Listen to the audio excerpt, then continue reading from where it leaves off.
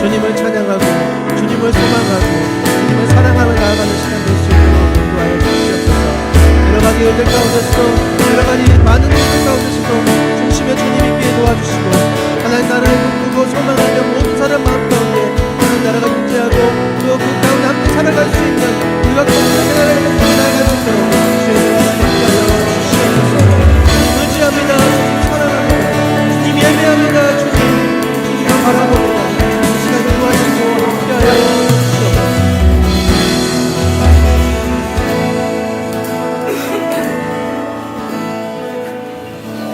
이 시간 예배를 위해서 정일찬 집사님께서 나오셔서 기도를 해주시겠습니다.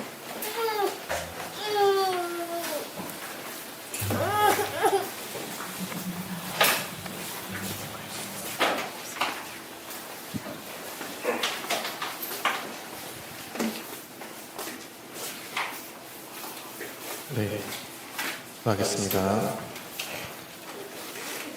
사랑과 은혜가 풍성하신 주님, 늘 저희와 함께 하시며 다시 한번 저희를 사랑해 주심에 감사드립니다. 이번 주도 주님을 바라보며 살아가고자 했으나 여전히 부족하고 연약한 저희입니다. 매주 매일 주님 앞에 새롭게 엎드려 나아가는 저희가 되게 해주시고 그러한 저희를 긍휼히 여겨주옵소서. 오늘은 연합 예배로 각자 나누어 드렸던 예배를 모두 함께 드리는 시간입니다. 분야의 교회가 주 안에서 하나 되게 하시고 오늘 드리는 예배 가운데에서도 주님께서 친히 함께하여 주시옵소서. 주님의 날을 맞아 주님의 공동체인 분야의 교회 안에서 참된 안식과 기쁨을 누리게 하시고 서로 깊이 교제하며 앞으로의 모든 날들을 주님 안에서 치열하게 살아갈 힘을 얻게 하여 주시옵소서. 또한 오늘 예배를 준비하며 수고해 주시는 목사님, 사모님, 부목사님, 간사님, 차양팀 모두에게 하나님의 풍성한 은혜를 부어주시옵시고 오늘 설교를 준비해 주신 이승장 목사님에게도 주님의 역사하심을 부어주시옵소서. 각자가 주님과의 관계 안에서 승리하는 한 주를 누릴 수 있도록 인도하여 주시옵시고 오늘 드리는 예배 가운데서도 주님께서 함께 하실 줄 믿으며 살아계신 예수님의 이름으로 기도드립니다.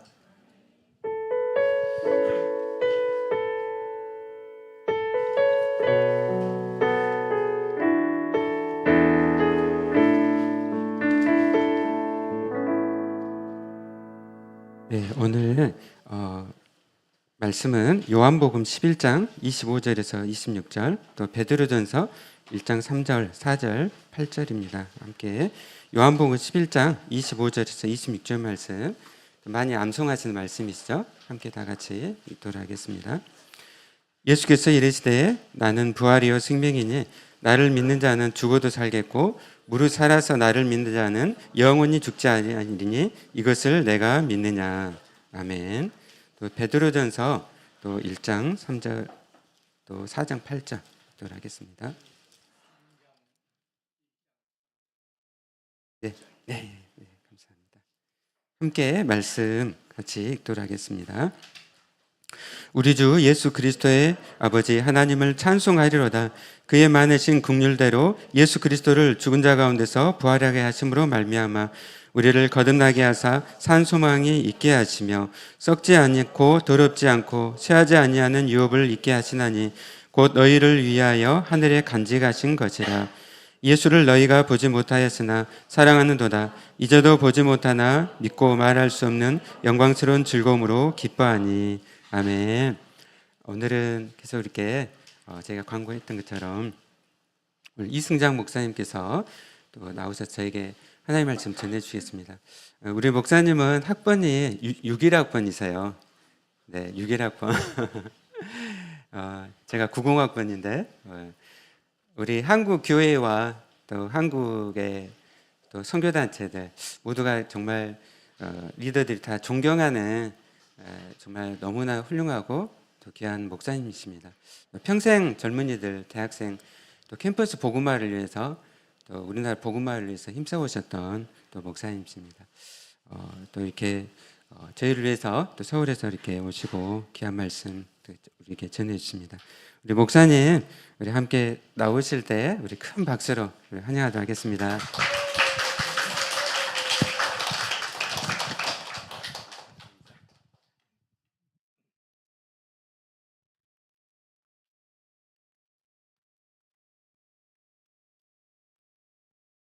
여러분 반갑습니다.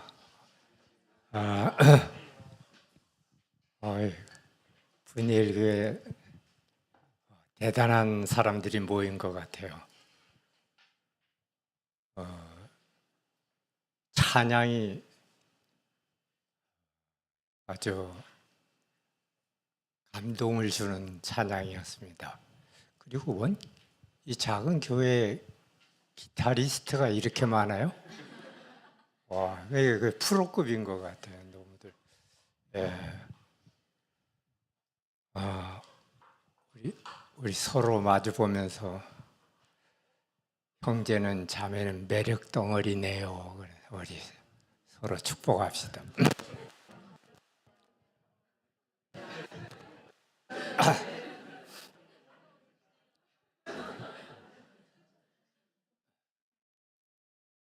역시 광주는 참 아름다운 도시입니다.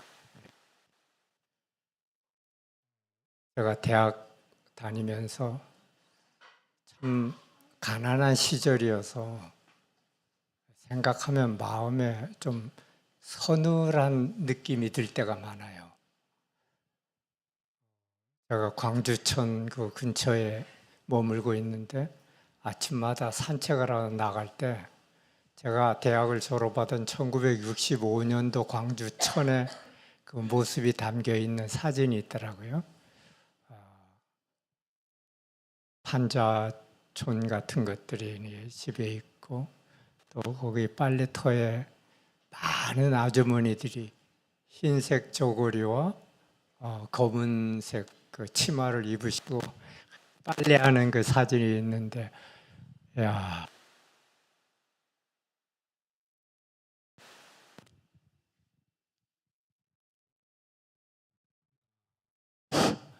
그런데 돌아보면 또 내 인생에서 가장 복된 기간이었다 하는 생각도 같습니다. 여러분 지금 대학생들 한번 손 들어주실래요? 대학생이 얼마나 되세요?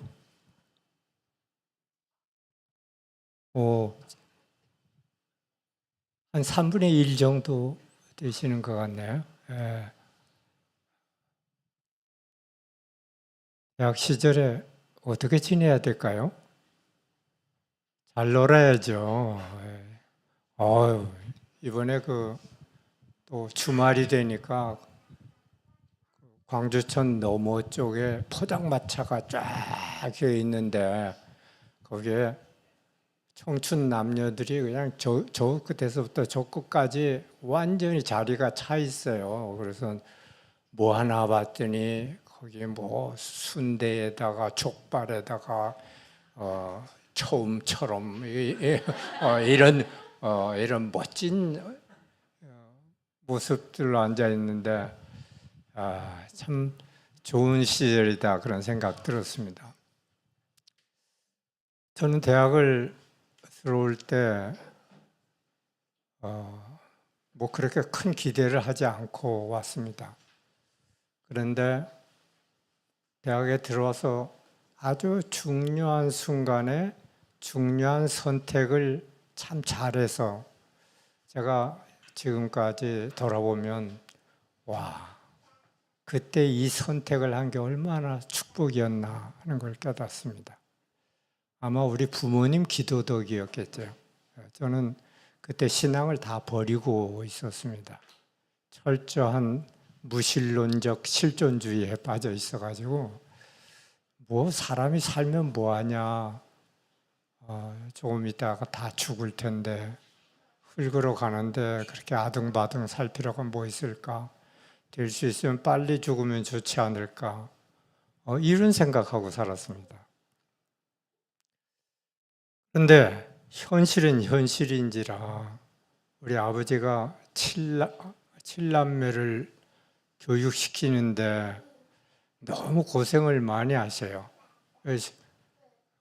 형님이 서울에서 대학을 다니고 또 제가 대학에 이제 들어왔는데 생활비를 어떻게 되지, 학비를 어떻게 되지, 이런 걱정부터 많이 하게 됐어요. 여러분들도 걱정하나요? 다들 부유한 사람들인가요? 대학 시절은 다 가난합니다. 그런데 입학해서 둘 중에 하나를 선택하는데 그게 뭐냐? 하나는 생활비, 학비를 좀 벌기 위해서 아르바이트를 해야 되겠는데 그때 광주에 아르바이트라고 해야 뭐 과외하는 거 외에는 일자리가 거의 없었던 것 같아요. 근데 계산을 다 해봤어요. 내가 살던 곳에서 아르바이트 하러 갔다가 왔다가 하는 시간, 그 다음에 거기서 받는 돈, 그거 다 합쳐봤자 그렇게 많지가 않더라고요. 그런데 만약에 대학에서 각 대학에 특대생이 되면 그때 지금은 그런 제도 없죠. 각 대학에서 딱 한 명 특대생은 학비가 면제예요. 전체 면제가 돼요. 뭐 계산을 딱 해보니까 특대생이 되는 건 우선 힘든 일이고 내가 장흥고등학교 출신인데 여기 일고 출신들도 많은데 내가 어떻게 특대생이 될 수 있나. 그래도 도전을 한번 해봤어요. 계산은 돈은 조금 더 적긴 하지만 그래도 내 일생 전체를 놓고 볼 때 공부 열심히 하는 건 참 좋은 일 아니겠어요? 그래서 공부 열심히 했는데 교수들이 채점을 실수를 했는지 어쨌든 제가 특대생이 됐어요. 그리고 나중에는 뭐 삼성에서 오는 장학금도 타고 그다음에 5.16 혁명이 일어난 해였거든요. 61년도. 그래서 5.16 장학생이라는 것이 대학생들에게는 제일 큰 장학금이었는데 제가 그걸 졸업할 때까지 받는 그런 혜택을 얻고 살았습니다. 그리고 여유가 생기니까 여기 뭐 그때는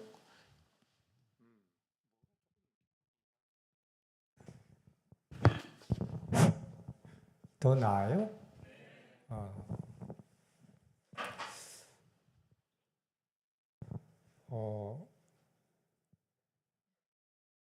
여기 광주에 예일대학을 졸업한 분이 광주 미국 문화원, 지금 문화원이죠. 그때는 공보원인데 거기 원장으로 와 있었는데 전남대학과 조선대학의 학생들 한 10명 정도 모여가지고선 매주 그분이 준 책을 읽고 와서 아주 조그만 책을, 이 팜플렛을 읽고 와서 영어로 대화 나누는 시간이었습니다. 근데 그런 시간이 저로 하여금 나중에 나이 37세가 되었을 때 그때만 해도 영국 유학을 가려면 영어 시험 다 봐야 됐거든요. 근데 그때도 나를 테스트한 그 영국 문화원장이 또 실수를 했는지 어쨌든 저를 파스를 시켜줬어요. 그래서 영국에 있는 대학을 제가 입학을 하고 늦게나마 공부를 할 수 있었던 기초가 제가 대학 시절 하나님 나중에 그때는 하나님을 위해서 뭐 하겠다는 생각보다는 우리 가족들을 좀 여유 있게 지내야지. 그리고 또 한 번 살 바에는 내가 다른 사람들에게 좀 도움이 되는 쓸모 있는 인생을 살아야 되는데 그러려면 실력이 없이 어떻게 다른 사람을 도울 수 있냐 그런 마음 가지고 대학 생활을 했습니다. 그래서 돌아보면 그때 내가 용봉동 그 대학 지금은 그 도서관 없어졌습니다만은 도서관 밑에 산골 가게도 하나도 없는 그 초가집에 하숙이 아니라 자취를 하면서 그냥 친구도 별로 사귀지 않고 열심히 책을 읽었어요. 워낙 문학소년 출신이라 소설과 시집과 뭐 세계 문학점집 같은 거, 세계 사상집, 역사책, 철학책 부지런히 읽은 다음에는 또 독서 일기를 쓰고 또 어지간한 것은 영어로 또 레포트를 써보고 이런 것들이 한평생 지금도 내가 영어로 된 책을 어려움 별로 없이 읽을 수 있구나. 얼마나 큰 복이었는지 몰라요. 지금은 모두들 그냥 영어 다 잘하니까 그러지만 제 세대에는 그게 굉장히 드문 일이었는데 제가 이러다 보면 자랑을 할 것 같아가지고 이 정도만 할게요. 근데 이건 서론이고 그보다 더 좋은 선택이 무엇이냐? 대학 3학년 때 ROTC 훈련을 받고 돌아올 때 친구 하나가 너 선교사가 성경 공부 인도하는 데가 있는데 거기 한번 가보지 않겠냐. 그래서 지금 어제 우리 김 목사님 네 분이랑 같이 양림동의 선교사 마을을 갔다 온 적이 있어요. 거기에 살고 계시던 처녀 미국인 여자 선교사가 대학생들에게 영어로 성경을 가르쳐주는 모임이 있었습니다. 그것이 대학생 성경 연구회라는 이름인데 그 당시는 UBF라고 하는 이름입니다. 이게 저는 이상한 단체가 나중에 되어서 거기에 간사를 하다가 개혁 운동을 하다가 쫓겨나서 ESF라고 하는 단체를 설립하게 된 배경이 되는데요. 어쨌든 그때 저는 어린 시절에 가졌던 신앙을 회복하게 됐습니다. 그리고 많은 책을 읽어보고 나서 성경을 읽으니까 다른 책들은 질문은 많이 하는데 답은 없구나. 특히 나는 죽음에 대한 답을 좀 얻고 싶었습니다. 그런데 성경은 답을 주세요. 질문도 주지만 답을 줘요. 그래서 제가 신앙을 회복하게 되는데 그게 바로 3학년에서 4학년 올라가는 겨울방학 때 호남신학교에서 그때 엄두선 목사님이라는 분을 모시고 겨울 수련회를 할 때였습니다. 거기에서 예수님의 십자가의 보혈이 바로 나의 죄 때문에 흘리신 하나님의 사랑의 표현이었구나 하는 걸 믿음으로 영접하게 됐습니다. 새 사람 된 거죠. 변화가 된 거예요. 저는 문자 그대로 새 생명 얻는다 하는 그 의미가 뭔지를 알 것 같아요. 맨날 죽고 싶었거든요. 그래도 죽으려고 생각하면 우리 엄마 아빠가 너무 저를 사랑해가지고 몸이 약하다고 7남매 가운데 유난히 사랑하고 보호해서 돌봐주신 부모님 위해서 내가 살아야 되겠다는 마음 많았고 또 하나는 왜 이렇게 한국은 가난할까? 이렇게 못 먹고 살아야 될까? 제가 대학 시절에 한 번은 자취를 하면서 책을 사고 싶어가지고 부모님이 주는 용돈 이 한 달 생활비 가운데서 내가 특대생이 되려면 교과서가 있어야 되겠더라고요. 도서관에서 빌려가지고 공부가 안 돼요, 그때는. 그래서 책을 많이 사느라고 깜빡 생활비가 너무 많이 없어져 버린 거예요. 그래서 2주 동안 밥하고 그때는 점심도 다 도시락을 싸가지고 학교를 다니던 때입니다.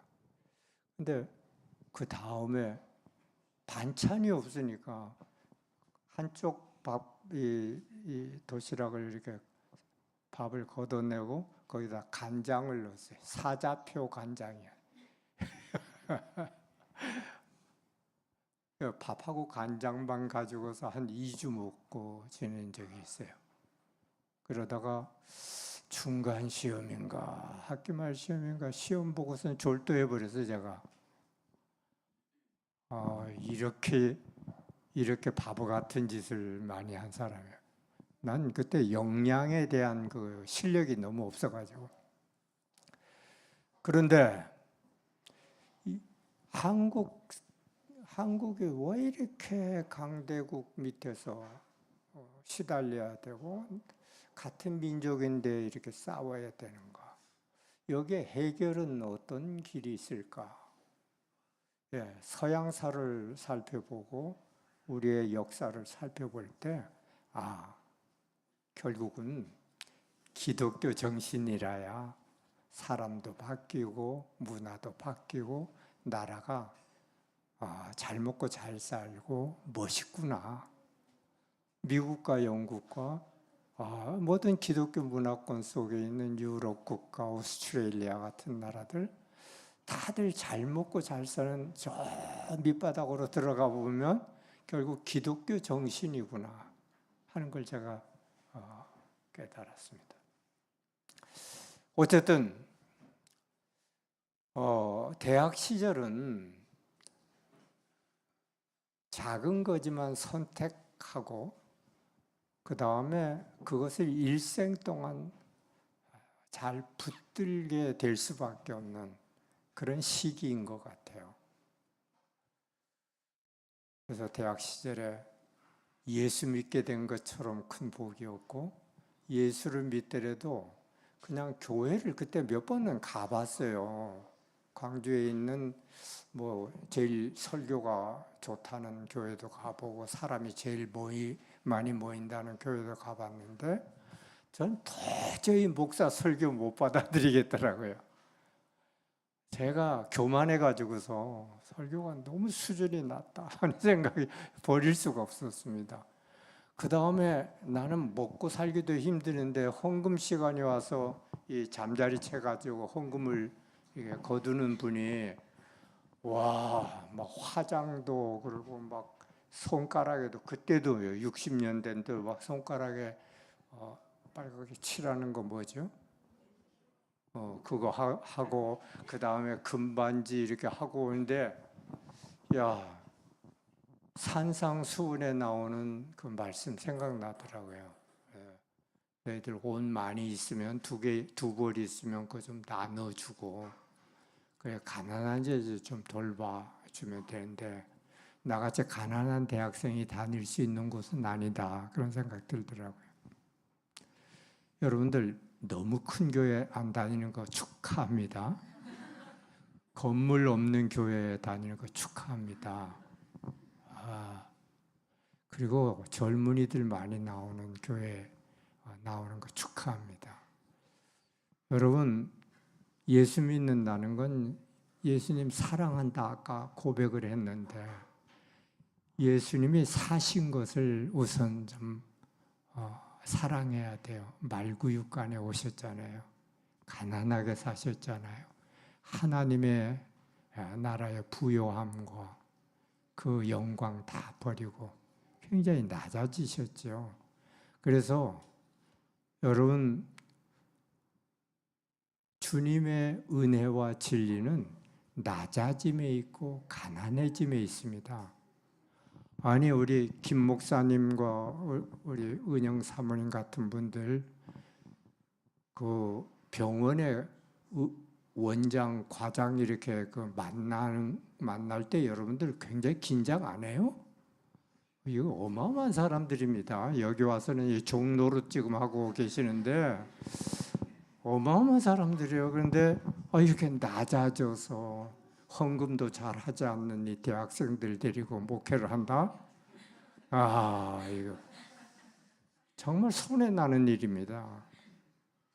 이건 정말 대단한 사람이에요. 대단하다는 건 대가리가 단단하다는 말이거든요. 정말 바보들을 알으면 안 돼요. 예수님이 바로 그런 바보였어요. 그 바보가 세상을 살리는 지혜를 우리들에게 주신 거죠. 자, 주님을 믿되 기독교의 그 흐름 속에는 상당히 많은 흐름이 있습니다. 좋은 교회 선택하는 거 참 어렵고 좋은 신앙의 지도자를 만나는 건 너무 어려운 시대를 살고 있습니다. 웬 목사들이 그렇게 많아요. 그리고 좋은 목사들도 여기저기 숨어 계시지만 일반적으로 예수님께서 그렇게 싫어하신 바리새인 냄새가 너무 많아요. 사두개인들은 정치 세력화된 그런 종파인데 그런 사두개인의 누룩에 감염된 사람들 너무 많아요. 그 다음에 서기관의 누룩에 감염된 사람이 너무 많아. 서기관은 신학은 잘해. 교리도 알고 여러 가지 지식은 많이 가지고 있고 말도 잘하지만 삶이 드러나지 않는, 예수님의 향기가 없는 이런 사람들이거든요. 그래서 바리새인들의 누룩, 서기관의 누룩, 이 사두개인의 누룩을 조심해라. 예수님께서 제자들에게 그렇게 경고하셨어요. 여러분, 이 분이엘 교회는 가만 보니 바리새인 되려고 해도 좀 힘든 분들이 여기에 섬기고 계시고, 우리 형제자매들 너무 비판 의식이 많은 분들 같이 보여요. 눈들을 보니까 적당히 안 넘어갈 사람들만 여기에 교회 가서도 잘 속지 않을 수 있는 분만 여기에 이렇게 온 것 같아요. 그런데 잘 선택한 거예요. 좋은 교회 다니는 거 여러분들 축하합니다. 좋은 목회자 만난 거 여러분들 축하합니다. 좋은 신앙의 친구들과 좋은 신앙의 선배 후배들을 만나는 건 놀라운 일입니다. 교회는 물론 저 같은 노인도 필요해요. 노인이라고 다 그냥 무시하지 마세요. 저 같은 아주 예외적인 멋진 노인도 있어요. 그러니까 노인도 있어서 그의 지혜도 좀 이어가면 좋겠죠. From generation to generation 쫙 이렇게 이어지는 맛이 있어야 되는데 여러분들이 그런 할아버지들이 되시고 할머니들이 되시기를 축복합니다. 항상 젊을 것 같아? 노인은 못 돼봤잖아. 나는 젊어 봤다고. 그리고 지금도 노인이요. 그래서 이 교회 안에 많은 이 흐름이 있어야 되지만 그 출발은 예수님처럼 젊은 제자들, 소수의 제자들, 정말 예수님 따르고 예수님의 말씀 그대로 사람을 낚아서 하나님 나라로 인도하려고 힘쓰는, 사람 낚는 어부들을 길러내는 그런 신앙의 공동체에 속해 있다는 것은 너무나 놀라운 축복입니다. 그리고 젊은 날 이것이 습관화되지 않으면 나이 들어서는 거의 불가능해요. 나이 들어서는 그때 조건이 뭐냐면 결혼 그래도 전에 이런 공동체에서 훈련을 받아야지 일단 결혼한 다음에는 참 힘들더라고요. 그냥 부부가 서로 싸우고 맞춰 나가야 되지. 그 다음에 자식 임신해야 되지. 그 다음에 낳아서 길러야 되지. 그 애들 학교 보내야 되지. 그 애들 시집가고 장가가는데 보내줘야 되지. 이게 너무 어려워요. 그래서 결혼 전에 바르게 예수 믿고 바르게 신앙의 공동체에서 훈련받는 것은 너무나 복된 일이다. 그걸 강조하고 싶은 거예요. 자, 우리 서로를 마주보면서 축복할까요? 잘 선택하셨습니다.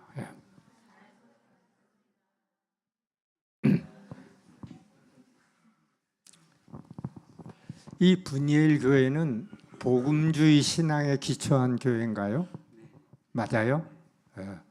이 개혁주의 그 신학을 했는데 개혁주의와 복음주의는 서로 굉장히 가깝습니다. 좋은 점 많습니다. 그런데 개혁주의의 특징은 하나님의 선택과 하나님의 주권과 하나님의 영광과 이 하나님께 더 포커스가 맞는다면 복음주의 신앙은 그의 아들 예수 그리스도에 더 포커스가 맞춰져 있어요. 그래서 성경을 하나님의 말씀으로 믿고 성경에 나타나 있는 예수님을 잘 믿고 따르는 삶인데, 예수님의 생애와 그의 교훈뿐만 아니라 가장 강조되는 것이 예수님이 바로 나의 죄를 위해서 대신 십자가에서 피 흘려 죽으셨다 하는 대속의 복음을 영접하는 것입니다. 그리고 무엇보다도 개혁주의적인 신앙은 하나님의 선택을 많이 강조하고 하나님의 은혜는 많이 강조하지만 개인의 어떠한 결단에 대해서는 굉장히 소극적입니다. 그런데 복음주의는 반드시 회심을 하려면 예수님이 십자가에 나를 위해서 죽으셨다 하는 것을 마음으로 영접해서 거듭나야 된다 하는 걸 강조합니다. 그런데 지나간 날 동안 우리 복음주의 신앙 가운데서 조금 어려운 점이 뭐냐, 조금 균형이 안 맞는 점이 뭐냐면, 예수님의 십자가는 굉장히 강조되는데 예수님의 부활은 상대적으로 상당히 소홀했다 하는 반성이 많이 있었습니다. 그런데 유럽의 신학도 1차 대전, 2차 대전을 겪으면서 수천만이 그냥 죽어나갔거든요.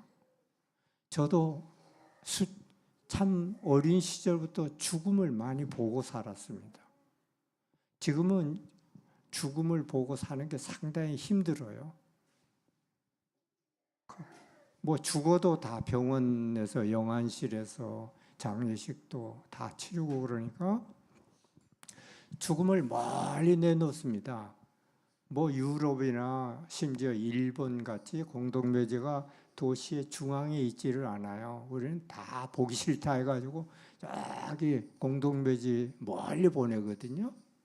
그러니까 예수를 믿어도 특별히 한국 그리스도인들이 부활의 개념이랄지 영원한 생명에 대한 소망이든지 이런 게 굉장히 약합니다.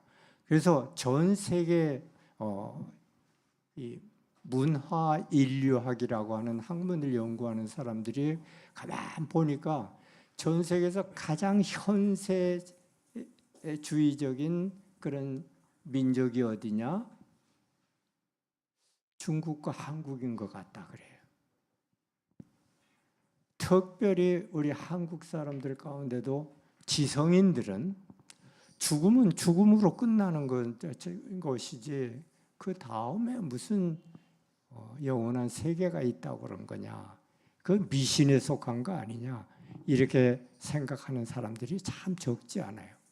그래서 저도 가만 돌아보니까 십자가의 사랑에는 굉장히 감격하고 살았지만 부활의 소망 이런 게 좀 약했던 것 같아요.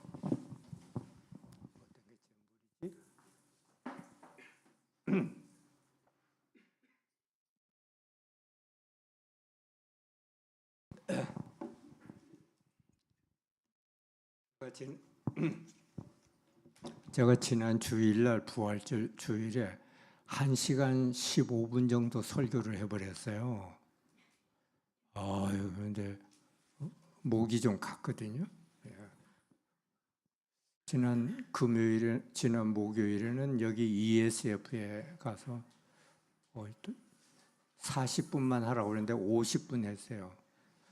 오늘은 40분만 하라고 했는데 30분만 할까 이제 생각했는데 30분이 이미 지났습니다. 제 메시지 들은 다음에 질문과 대화 시간이 아니라 그냥 대화 시간을 가지려고 그럽니다. 좋지요? 여기 의자를 나중에 축도 마친 다음에는 이렇게 둥그렇게 좀 만들어서 저도 앉아가지고 여러분들이 질문하고 싶은 거 질문하시고, 저는 다 대답해 줄 수는 없어요. 그런데 잘 들을게요. 그리고 혹시 대답해 줘야 되겠다 하는 것은 대답하겠습니다. 그런데 여러분들 우리 목사님이 제 책을 교회가 선물을 하고 다 읽으라고 그랬다고 하는데 여기서 읽어가지고 오신 분 한번 손 들어볼래요? 중간고사가 있는 기간인데 그래도 꽤 읽으셨네. 예. 앞으로 읽어야 되겠다 생각하는 분 손 들어보세요. 아, 그래요? 예.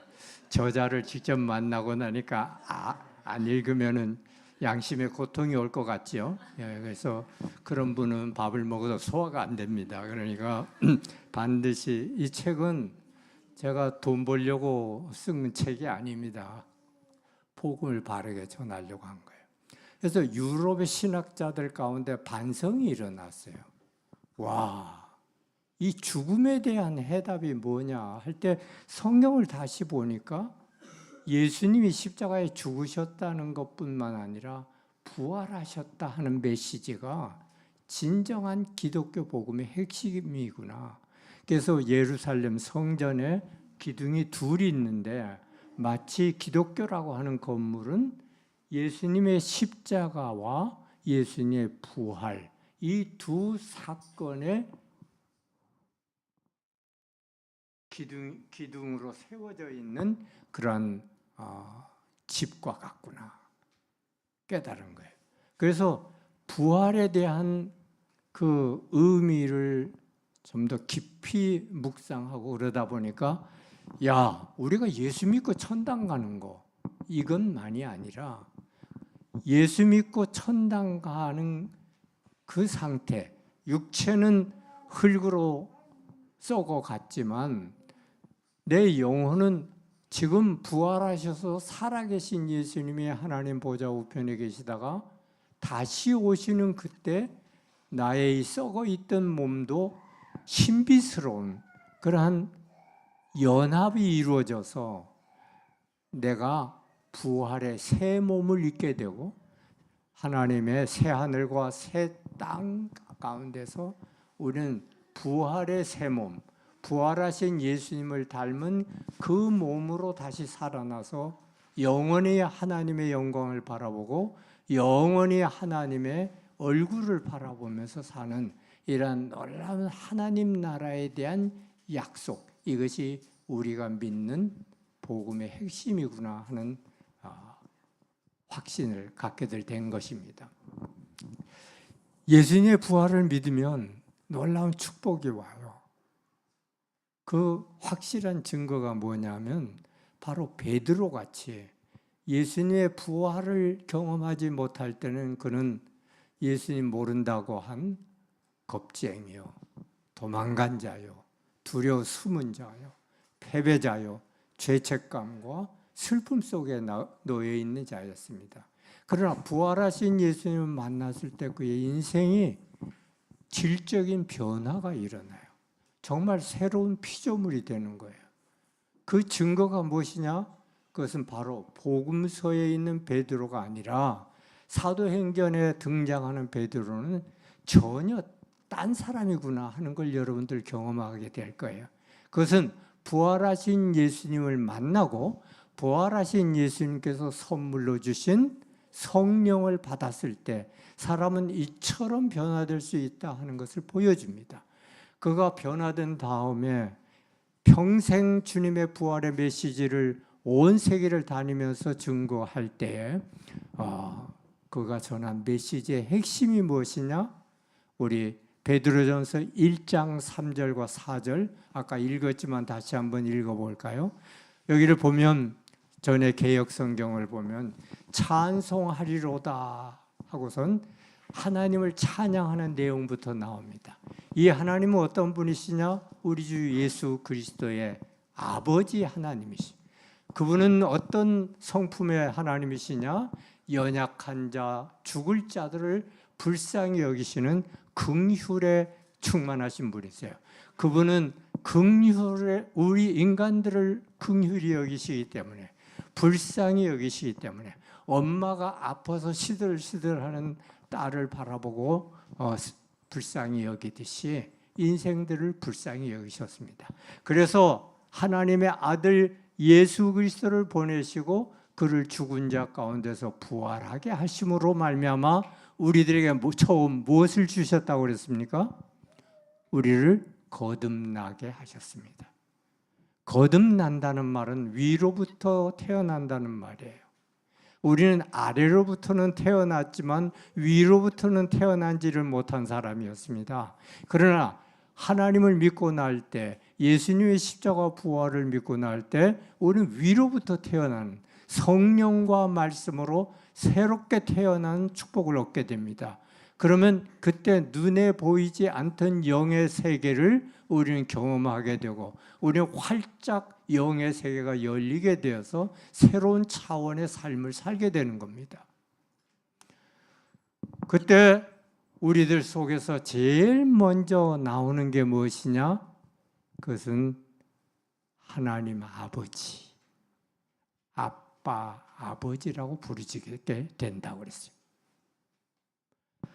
하나님을 알지도 못하고 하나님을 떠나서 탕자처럼 지내던 우리가 하나님의 사랑의 품에 안기게 될 뿐만 아니라 하나님을 아버지라고 믿는 그 순간, 부르짖는 그 순간 우리는 하나님의 사랑과 하나님의 능력, 그 무한하신 사랑과 그 무한하신 능력의 그 품 안에 안기게 되는 거예요. 그분이 우리를 이 험한 세상에서 보호해 주시는 거예요. 그분이 우리는 실수할 수밖에 없고 우리는 병들 수밖에 없고 우리는 지칠 수밖에 없는 연약한 자들이지만 그분의 능력으로 지친 우리를 다시 일으켜 주시는 거예요. 그래서 부활을 경험하게 되는 거예요. 우리는 부활을 믿는 거기에서만 그치지 않고 부활을 살게 되는 축복을 누리게 되는데 바로 하나님 나라의 소망을 갖게 되고 그 소망은 우리를 살려내는 늘 죽고 지치고 무력한 그런 상태에서 다시 한번 회복시켜 주시면서 활력과 생명력을 공급해 주는 그러한 산 소망을 허락하시는 겁니다. 찬양하리로다. 우리 주 예수 그리스도의 아버지 하나님이 그 많으신 긍휼대로 예수 그리스도의 죽은 자 가운데서 부활하심으로 말미암아 우리를 거듭나게 하사 산 소망이 있게 하시며 이 산 소망, the living hope, the living hope는 우리를 영원한 생명을 준다 하는 거기에만 그치는 것이 아니라 우리들을 예수의 DNA를 우리는 거듭날 때 받아서 예수님처럼 죽음을 맛보지만 부활하게 하는 그런 능력을 덧입게 되는 겁니다. 그래서 사도 바울이 고백할 수 있었습니다. 부활이 있기 때문에 나는 날마다 죽노라 하는 고백을 했어요. 그 죽노라는 건 육체적으로 죽는 것을 말하는 건 아니었겠지요. 그는 거의 육체적으로 죽는 것 같을 때도 많이 있었지만 그러나 그는 자기의 욕망, 세상을 향하고 있는 욕망 또는 더러운 것들을 추구하는 눈의 욕망, 온갖 더러운 영상물을 쫓아다 시간 낭비들을 하고 있는 그런 이 눈의 욕망, 안목의 정욕, 그것이 눈의 욕망입니다. 세상의 정욕과 자랑, 남한테 좀 인정받고 싶어 하는 거, 뻐기고 싶어 하는 거, 그럴듯한 이 직업을 갖고 싶은 거 다 나쁜 건 아닐 수 있지만 그러나 하나님을 빼놓고 다른 사람들을 위해서 내가 섬기기 위해서 하지 않고 내 출세와 내 성공과 내 유익을 위해서 이 인생을 살 때 아무리 서울대학을 나오고 아무리 법대를 나오고 그래도 이 윤석열, 김건희 수준의 인생을 살게 되는 거예요. 더럽지 않습니까? 그렇게 더럽게 살지 않도록 하나님은 우리들을 거듭나게 하신 거예요. 죽을 소망이 아니야. 이 세상 사람들은 죽을 거 썩을 걸 갖고 살지만 우리들은 썩지 않고 더럽지 않고 쇠하지 아니하는 유산을 받게 만드는데 그것이 바로 하늘에 간직하신 것이라고 그랬어요.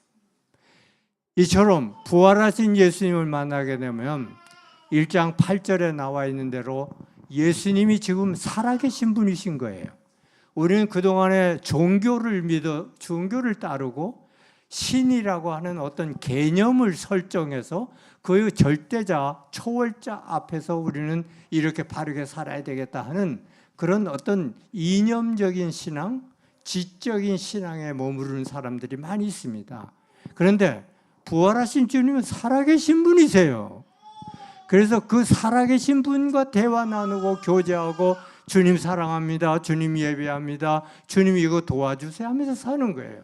제 아내는 굉장히 약해요. 어린 시절부터 6.25 경험하고 피난하고 그러면서 너무 겁 많고 너무 그런데 예수 믿고 제 아내도 서석국민학교 전남 여중고 전남대 전남만 사랑하는 사람이에요. 그래서 그런데 부활하신 예수님과 교제하면서 살게 될 때 얼마나 아기자기한 즐거움이 있는가 얘기를 했어요. 주님, 오늘 반찬 메뉴는 뭘로 할까요? 하고 물어본대요. 그러면 생각나게 한대. 오늘은 고등어.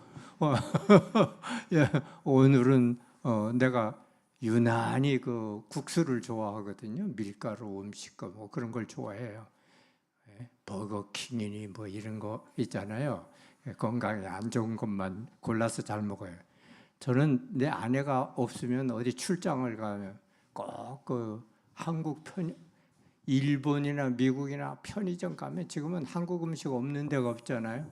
꼭 컵라면, 이 신라면 하나 사가지고 와서 호텔 방에서 뜨거운 물에서 딱 넣어가지고 먹을 때의 그 쾌감, 기가 막혀요. 이렇게 유치한 놈이거든요, 내가. 그런데 제 아내가 이 건강 지키기 위해서 물어봐요.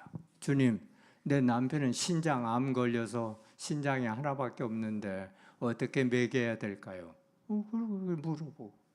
그래서 제가 지금 83세까지 이렇게 생존하고 있고 83세에 이렇게 대학생들 모이는 모임에 돌아다니면서 말씀 전하는 사람이 대한민국에 누가 있겠어요? 그런 점에서 대단하죠. 저도 대가리가 단단해. 어쨌든 그래서 여러분 더 하고 싶은 말 많지만 우리 대화 나눌 때 할 수 있게 될 줄 믿습니다. 결론 맺습니다. 예수님께서 오빠가 죽어서 슬퍼하고 있는 마르다와 마리아에게 이렇게 말씀하십니다. 네 오빠 지금 살아날 거야. 그들의 대답은 아주 교리적이었습니다. 마지막 날에는 살아날 줄 알아요. 아니, 마지막 날이 아니고 지금 살아나. 왜? 나는 부활이요 생명이니 무릇 살아서 죽어서 믿고 죽은 사람은 또 살아나겠지만 살아서 지금 믿는 사람은 영원히 죽지 않아. 네가 이것을 믿느냐? 예수님이 그렇게 말씀하셨습니다. 믿느냐 하는 거 굉장히 중요합니다. 그래서 먼저 믿어야 됩니다.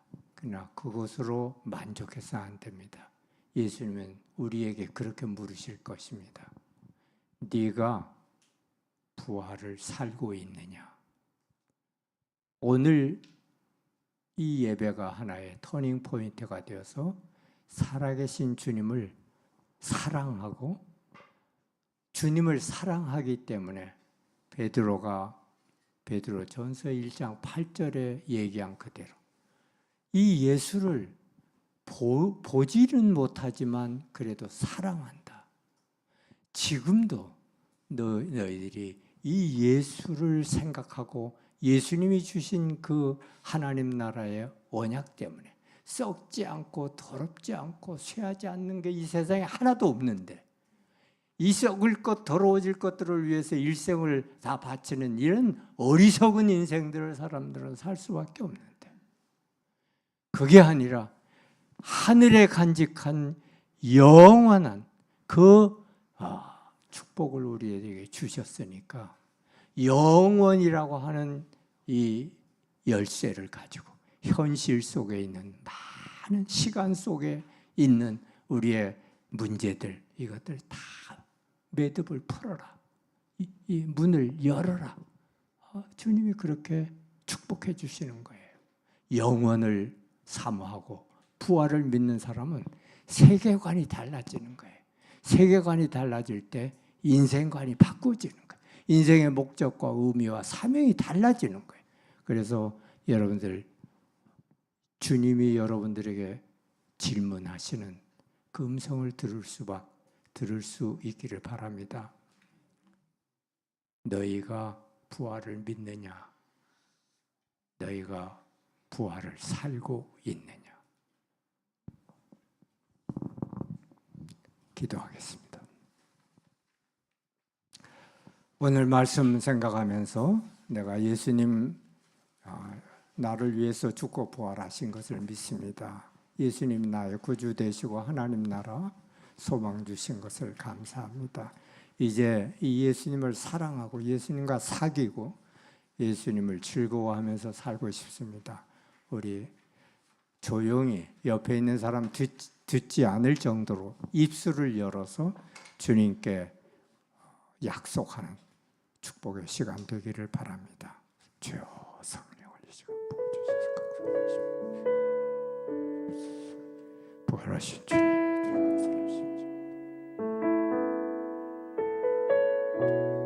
부활하신 주님 찾아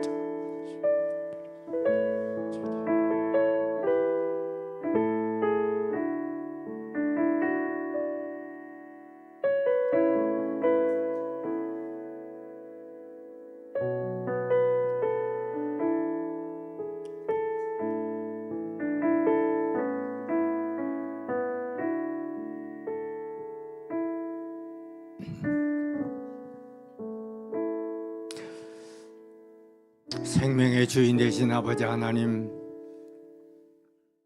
우리는 하나님을 배반하고 떠나서 영원토록 죽을 수밖에 없는 자였습니다. 죽음이 주는 허무와 두려움을 우리는 극복할 길이 없었습니다.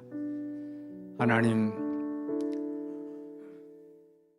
죽음의 포로 수용소에 갇혀 있는 노예들처럼 무력하고 좌절하고 인생의 최선을 다하려고 하지만 늘 쓰러질 수밖에 없는 저희들 인생에 하나님 아들 예수님이 이 땅에 오셔서 우리 위해 죽고 부활하심으로 말미암아 우리들에게 영원한 생명, 새 생명, 거듭난 하나님의 자녀로서의 생명을 주신 것을 감사합니다. 하나님, 이제 거듭난 하나님의 자녀들로서 세상 것들에 속아 살지 아니하고 하늘나라의 가치관을 가지고 하나님 나라의 기준을 가지고서 썩고 더러워지고 쇠해 없어질 이 세상의 것들을 상대화하면서 살 수 있게 해주시고 내 인생을 헛된 것을 위해서 낭비하지 아니하고 주님과 교제하고 주님의 뜻을 이 땅 위에 이루는 것을 위해서 주의